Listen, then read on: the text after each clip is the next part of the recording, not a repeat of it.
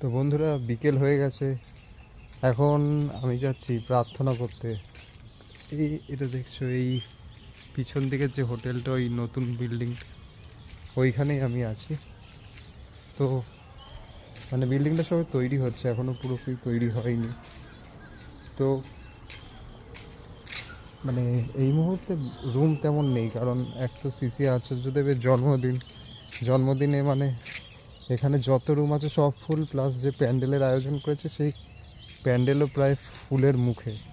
আর কারণ আমার কাছে এইসব ব্যাগপত্র রয়েছে, তাই মানে আমি রিস্ক নিলাম না। প্যান্ডেলে থাকা যেত, কিন্তু আমি রিস্ক নিলাম না। দেখো রাস্তার অবস্থা, তো সব জল কাদা ভরে গেছে, এত এখানে বৃষ্টি হচ্ছে। আর কলকাতাতে তো বৃষ্টিই নেই, তাই আমি রিস্ক নিলাম না, তাই এখানে চলে এলাম। এই আশপাশে, যদিও এখান থেকে মন্দিরের ডিস্টেন্স বেশি নয়, 5-10 মিনিটই মাত্র।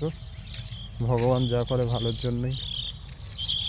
তো এখন প্রার্থনা হবে, প্রার্থনা করে টুকটাক দেখি একটু ঘুরবো টুরবো। আর ঠাকুরের কটা প্যারা কিনবো, মানে বাড়ির জন্যই, নিয়ে যাওয়ার জন্য। তো প্রার্থনার পরে দেখি কি করা যায়।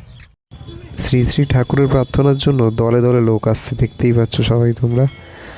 এই হচ্ছে মানে মন্দিরের গেট, এখান থেকেই এন্ট্রি হয় মন্দিরের মধ্যে।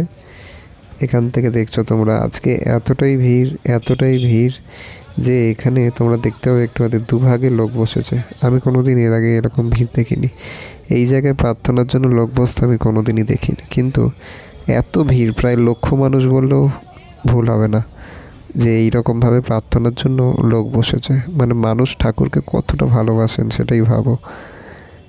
এরপর প্রার্থনার পর আমি খুঁজছিলাম প্রসাদ, কারণ প্রত্যেকবারে কিছু না কিছু প্রসাদ দেয়, কিন্তু লোক এত বেশি ছিল যে প্রসাদও শেষ হয়ে গেছে। তাই মানুষ বলছে আর দেবে না, প্রসাদ শেষ।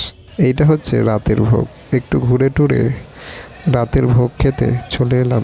এবার রাতের ভোগ টোগ খেয়ে, ভাত ডাল খেয়ে ফিরে যাব রুমে।